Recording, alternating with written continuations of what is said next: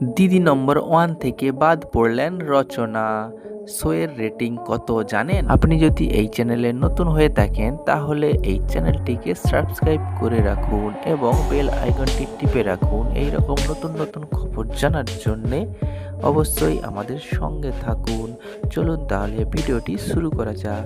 বার্কের নির্দিষ্ট গ্রুপে দিদি নম্বর 1 এর রেটিং এসেছে 1.1 আর 1.6। 4.5 স্লটের রেটিং 1.1, 5টার স্লটের রেটিং 1.6। অন্য অনুষ্ঠানের তুলনায় এই রেটিং অনেকটাই কম। বিরোধী বিনোদন চ্যানেলে রেটিং যথাক্রমে 1.3 আর 1.5। 1 রেটিং দেখে চ্যানেলের মনে হতেই পারে যে অ্যাঙ্কার বদল করা দরকার। যদিও কেন অ্যাঙ্কার বদল করা হলো সেই ব্যাপারে কোনো বিবৃতি দেওয়া হয়নি চ্যানেলের তরফে।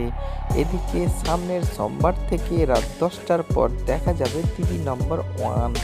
ওই সময়ে কী রকম রেটিং আসবে তা দেখার অপেক্ষায় রয়েছেন দর্শকরা।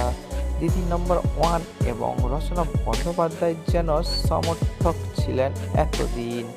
2010 থেকে হচ্ছে দিদি নম্বর 1 শো। 2011তে এই শোয়ের সঞ্চালক হিসেবে যোগ দেন রচনা। রচনা সেই শোয়ে আসার পরও জুন মালিয়া সঞ্চালনা করেছিলেন এই শোয়ের সিজন 3। তারপর রচনা ফিরে আসেন।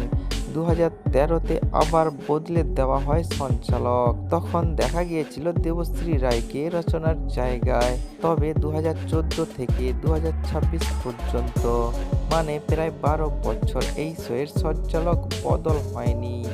রচনাকে ফিরিয়ে আনার পর তিনি সবচেয়ে বেশি এপিসোডের শুটিং করেছেন। লক্ষণীয় এই শোয়ে 2024 সালের মার্চ মাসে রচনার ডাকে আসেন তৎকালীন মুখ্যমন্ত্রী মমতা বন্দ্যোপাধ্যায়।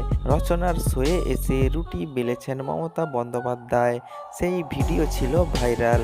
এরপর 2024-এ সাংসদ হওয়ার জন্য সবুজ শিবিরের টিকিট পেয়ে যান রচনা। 2026-এর 4 মে রাজ্যের বিধানসভা নির্বাচনে সবুজ শিবিরের হার হয়েছে।